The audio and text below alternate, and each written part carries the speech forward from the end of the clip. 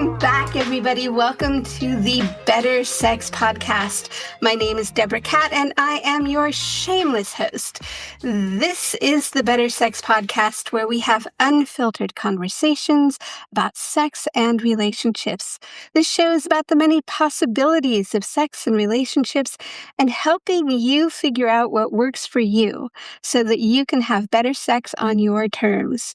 I truly believe that a sexy world creates a happier and a safer world. And if you want to do your part to create a safe and sexy world, please hit like, subscribe, and leave a comment wherever you get your podcasts. Today, we are going to dive into the world of my guests, Tessa and Amir of the Open Nesters podcast. I'm really excited to have this conversation.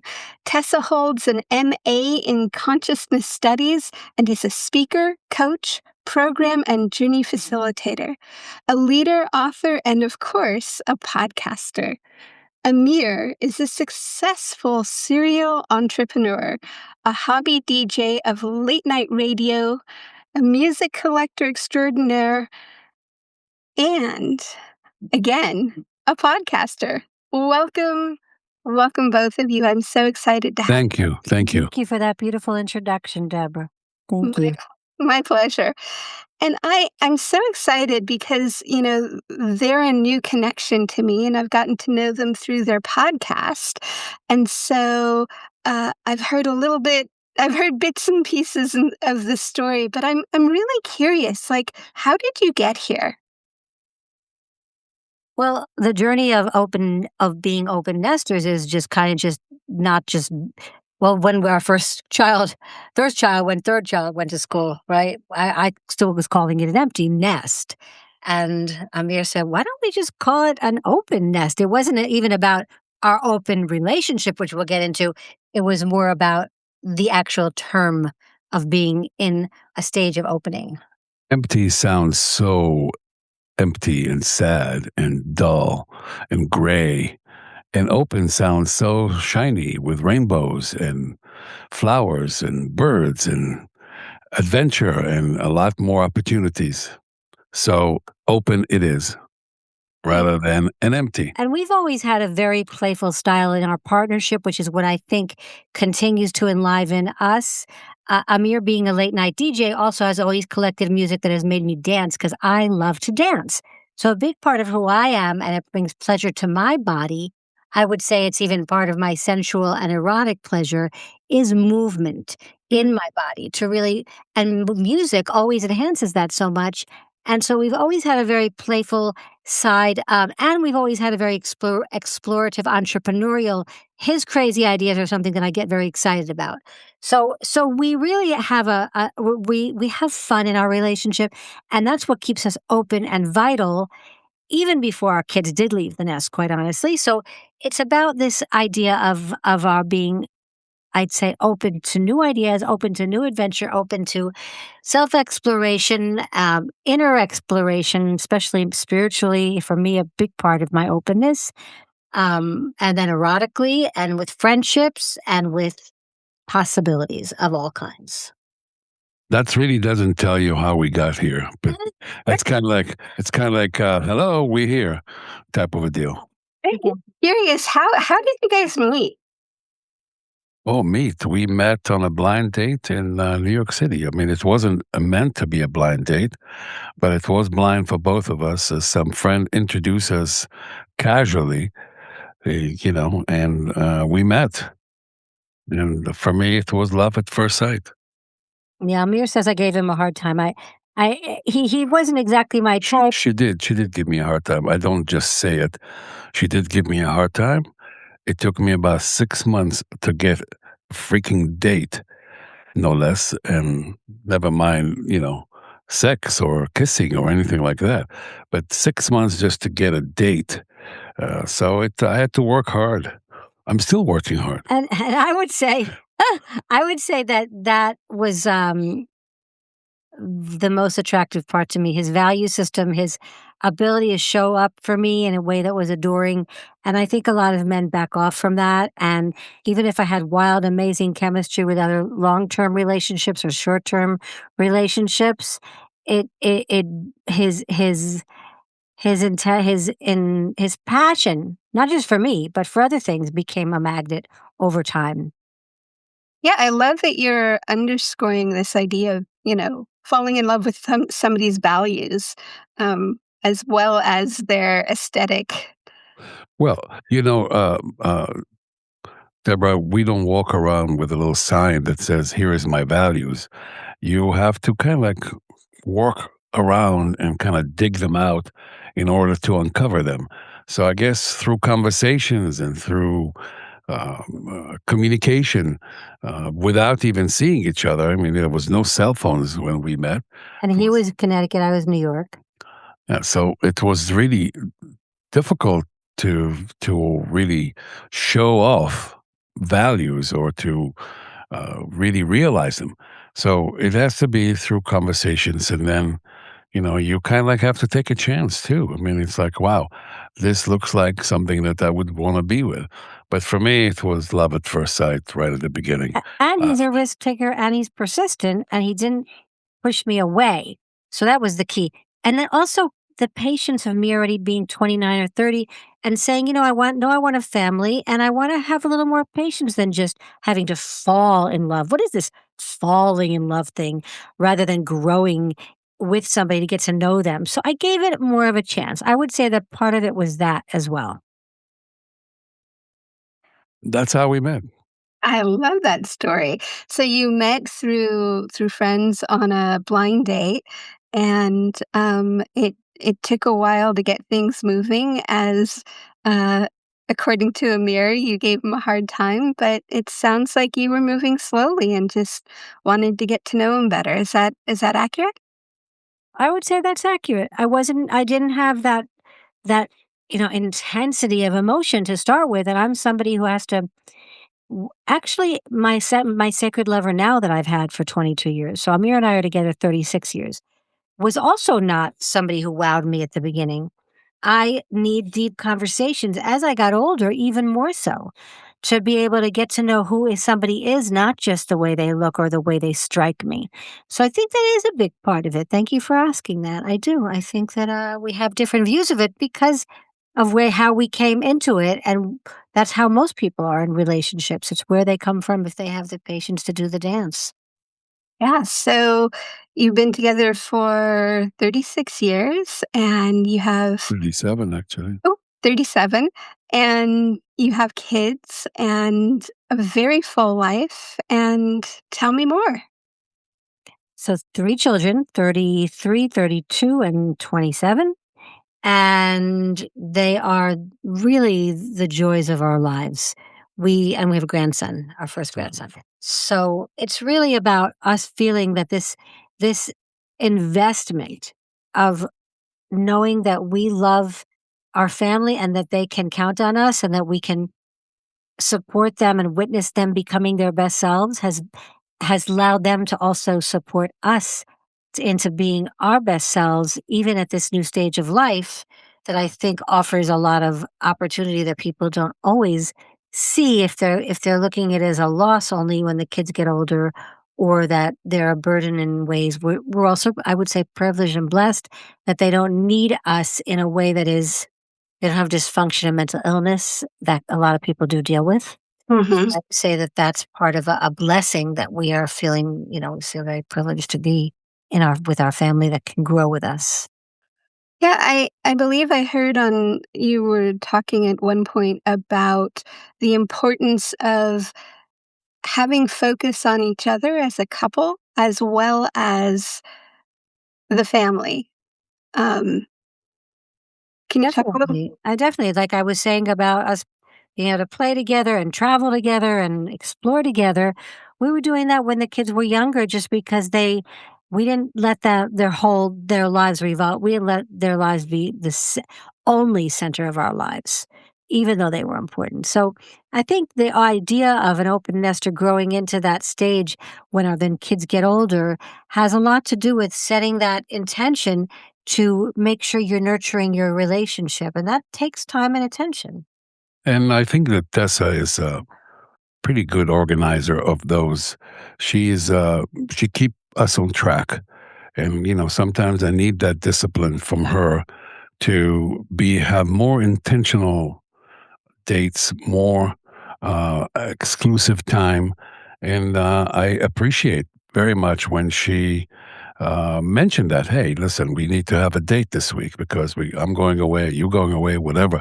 And I really appreciate that. And because it put things in perspective, because we all get busy with our own world, with our own interest. And when she comes in and talk about we need some time, I know it's time. And I don't see it as a burden, or I don't see it as a chore, or, oh God, I have to do this again. No, it's not.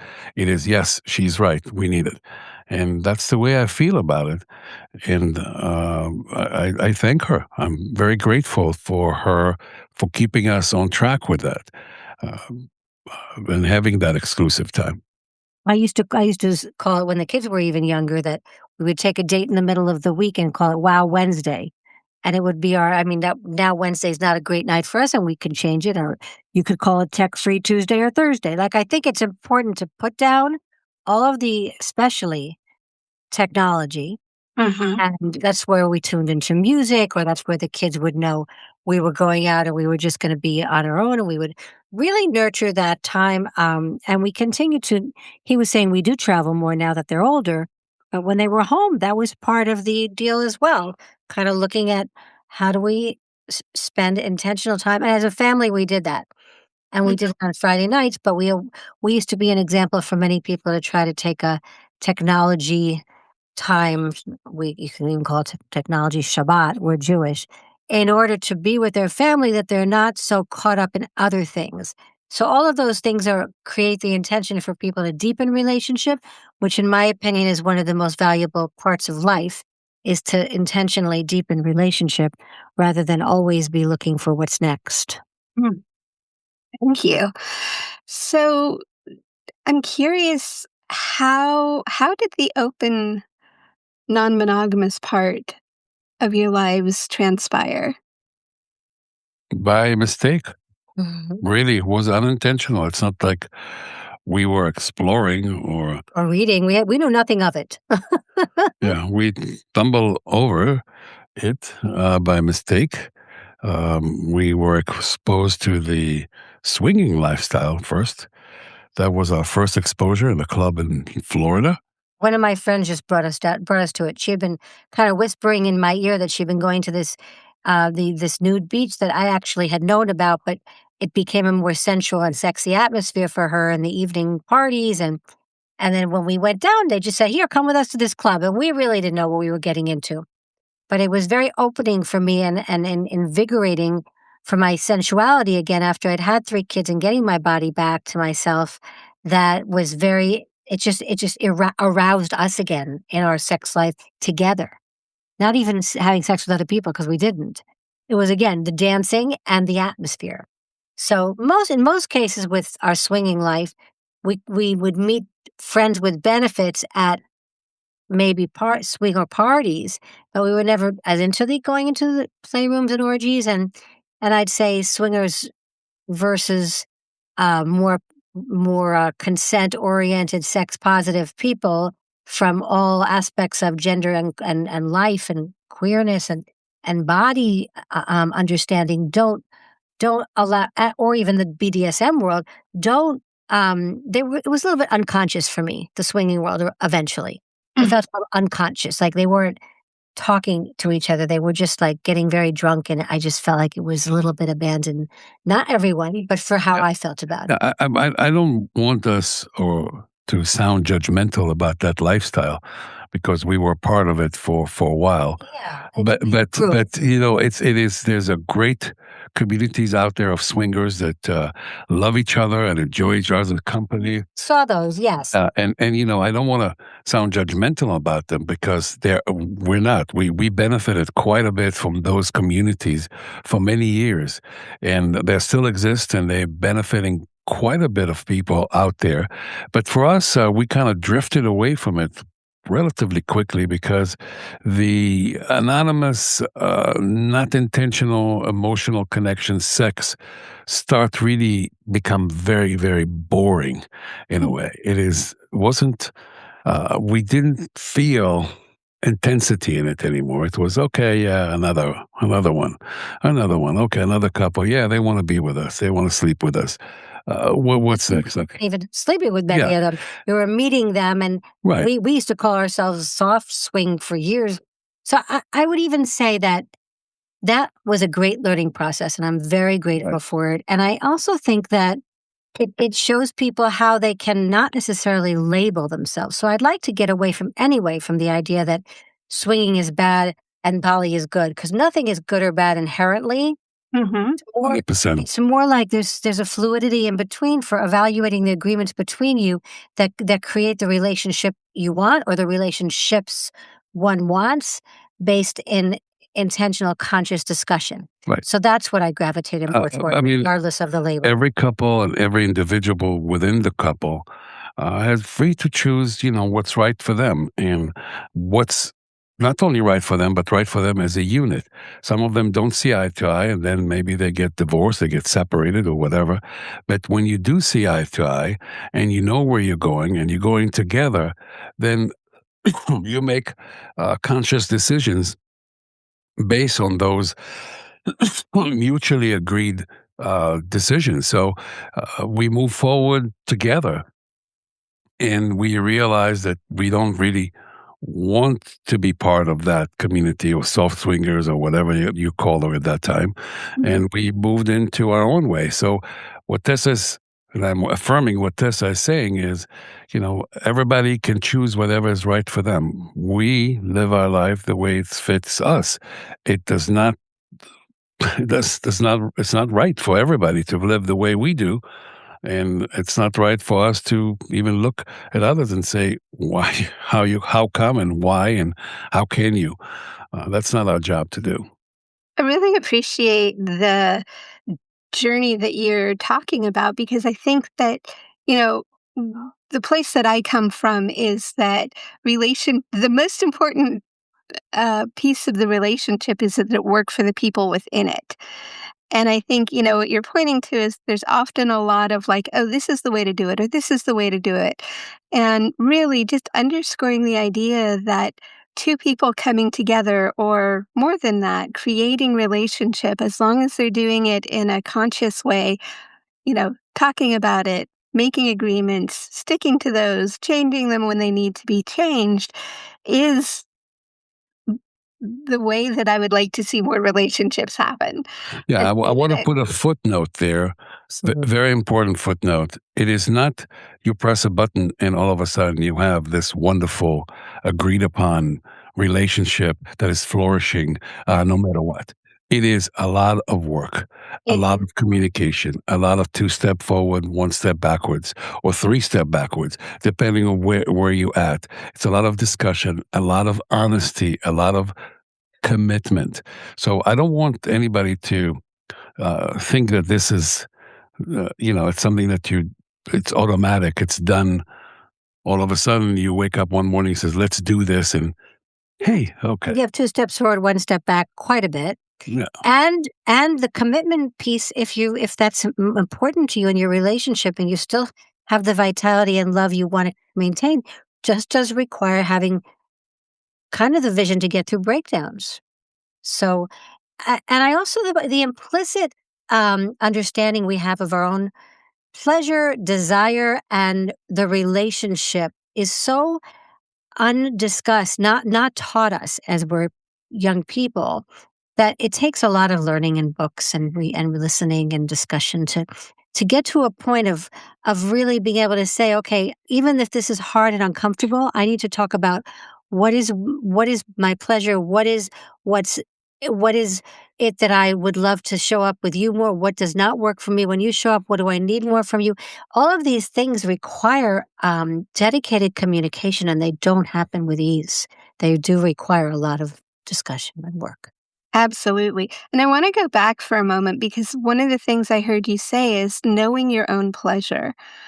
And I think that is such a big part of the missing puzzle, is it's like so many of us come to relationships without knowing our pleasure, and sort of putting that on our partners. And I know that one of the ways in which you've talked about your pleasure and knowing your pleasures through the erotic blueprints.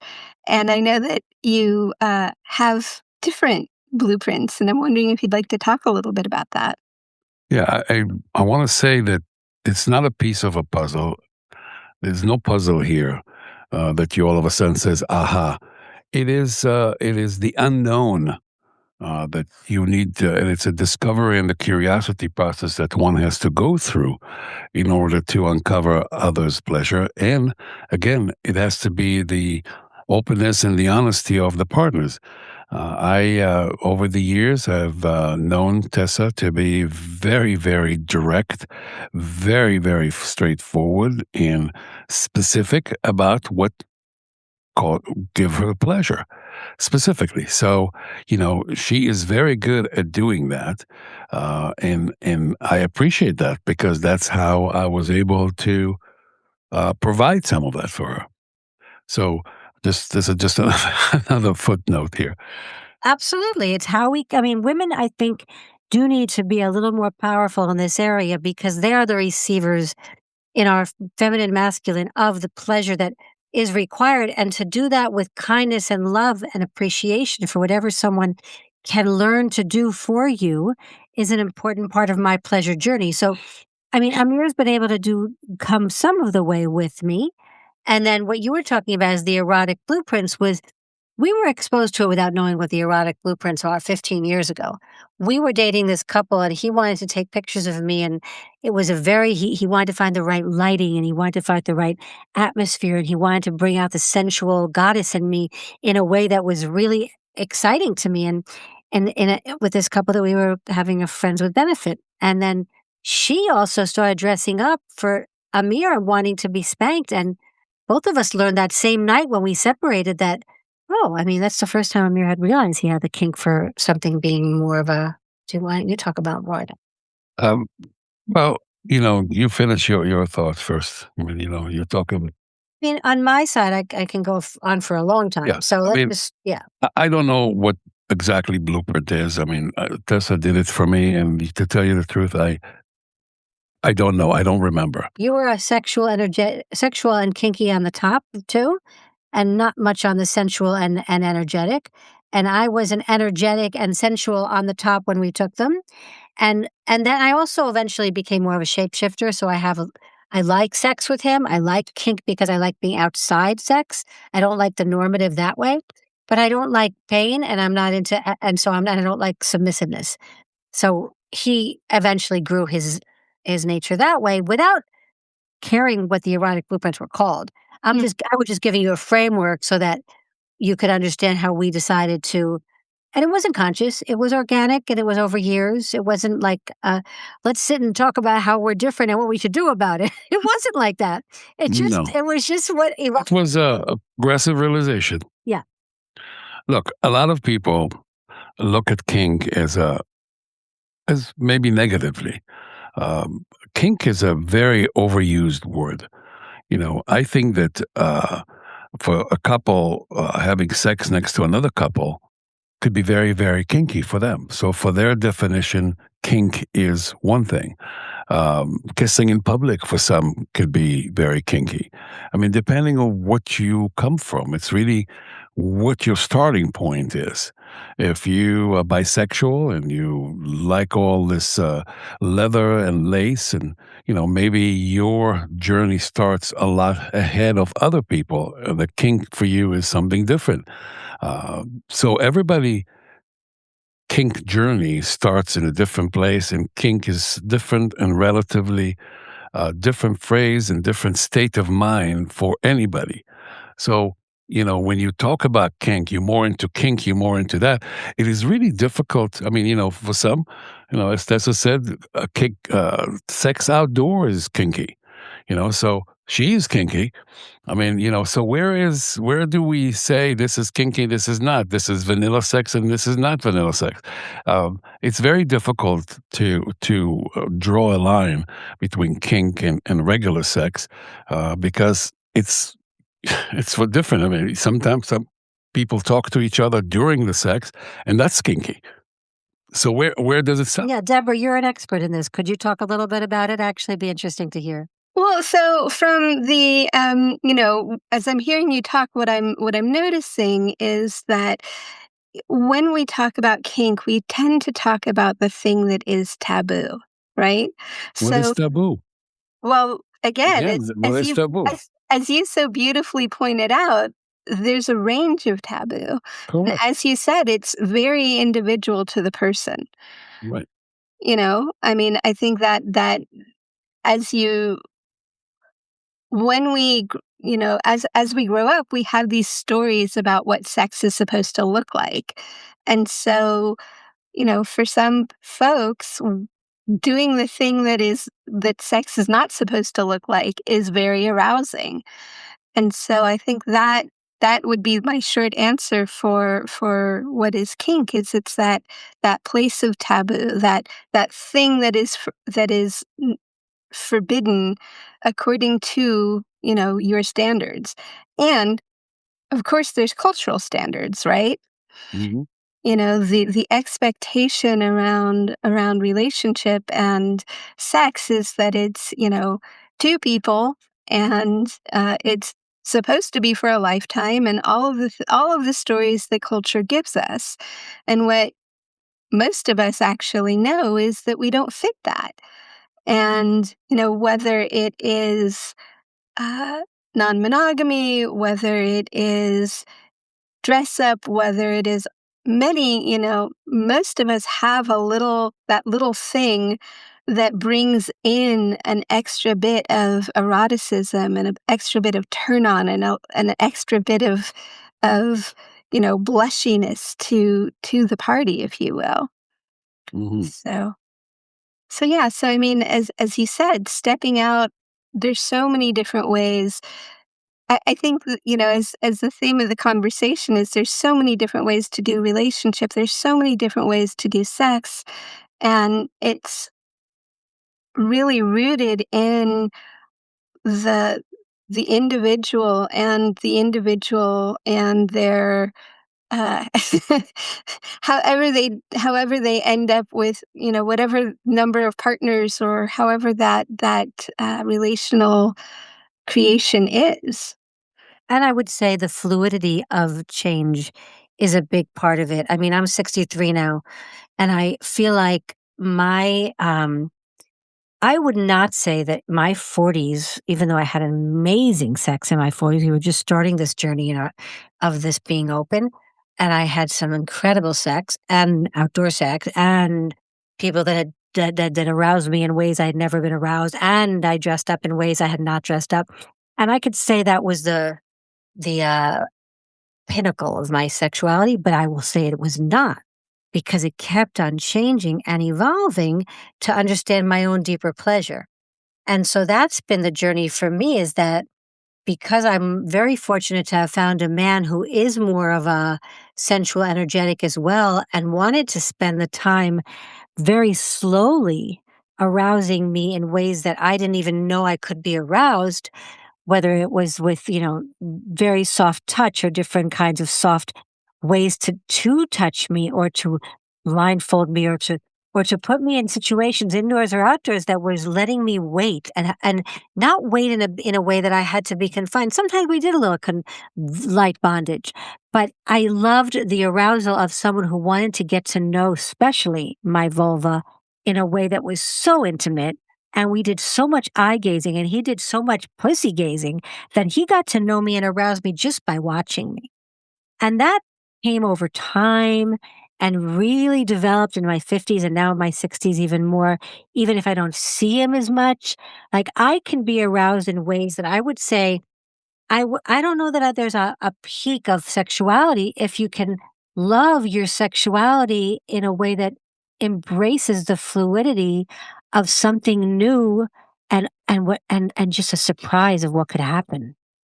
Hearing you talk about gazing and being gazed at, and uh, I hadn't necessarily thought of that as being terribly erotic, but the way that you put it and the way that your voice inspired it, I think I want to try some more of that. Yay. So tell me a little bit, how did the podcast come about? Mm. That's good. The podcast, yes. The podcast came as part of a dream that we have that um, the people that we have met through our poly life and through our swinging life, we thought that we can probably create a TV series for it and all about being open. And then what happened is that we talked to some people in Hollywood that told us that we need to build a community. We need to write an article. We need to have a book that sold over 100,000 copy. We need to have an article in the Atlantic that everybody read, and so almost 1.5 million circulation or whatever that is, and or even do a podcast. And we both in Tessa love radio. I love radio. I love broadcasting. Tessa love the human aspect of people and connecting with people. And that's how we decided to start the Open Nesters podcast. And it's grown and grown and grown. And we have collected data and stories and characters over the years. Now we are on our fifth season of the Open Nester. Many subscribers, many people listen to us every week. And now we are really moving into gear to try to get the Open Nesters TV series up and running. And hopefully we can. I love that. So that's how we started. Beautiful. Thank you. I'm curious, as you've gone along with the podcast, is there a particular question or that comes up more often than others? Well, we really have a very wide range, so the questions are very wide ranging. Although the bio of most of our guests is usually that they've had the experience of having had kids that became adults and how that shifted something for them. And so we range from those relationships with our kids to grief and relationships with our parents as they get older, to sexuality and pleasure and travel, and so many choices that we get to make that everybody. I would say the only common theme is that people are looking at this as act 3 in the way of this is offers possibility thinking. This offers openings for what's possible and what we can look forward to, rather than feel that this is an empty time or a time that is the last act of our life. This is a time to celebrate the even retirement. So in the Latin culture they call it the jubilacion, the jubilation years, not retirement years. So that's the common theme is the feeling of vitality. That And vitality, of course, it is a transition.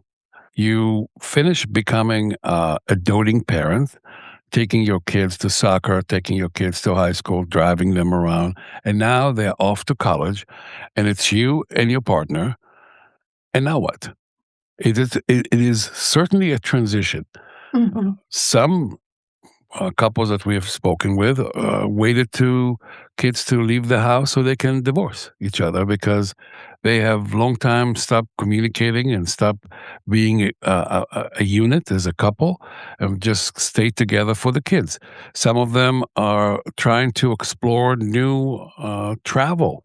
They said, okay, now that we can, our kids are away, from taking an RV and crossing the town to opening up uh, a cooking school in Italy. So we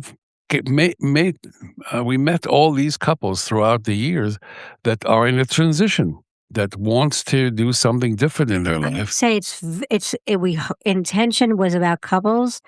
The majority of our interviews, or maybe a third, are Yeah, and couples. experts.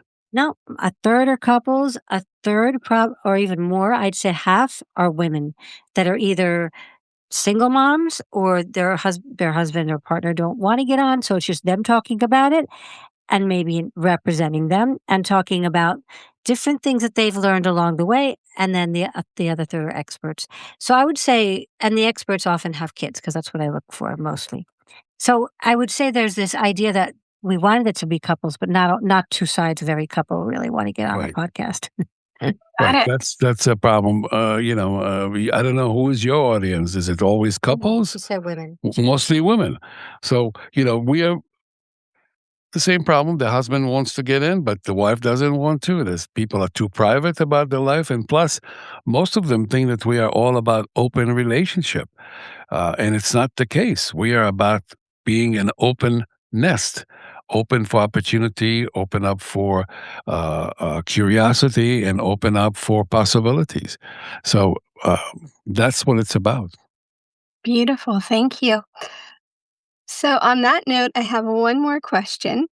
And that is so, as you were talking, you mentioned uh, some people have children, some people don't. But I'm curious, at what point did you start having conversations about your relationship with your kids? And what did that look like? In the podcast or together? Um, well, with your children. About our open relationship. That's correct. About your Well, okay. relationship. I was the one that kind of one-on-one did that work, and never felt a pressure about it, but they would see us over the years going out. My daughter, I think, would see my lover calling a name that I would never pick up the phone. And at some point, she's actually quite a liberal, progressive, and a queer woman herself. When I was in New York, she had said something about, "Oh, this man, I've seen his name before." And I said, "Actually, let me tell you about him." She was the first I came out to, and she was relieved that I'm not having an affair and excited that I could find a new side of myself. And it opened up our relationship even more to discuss it.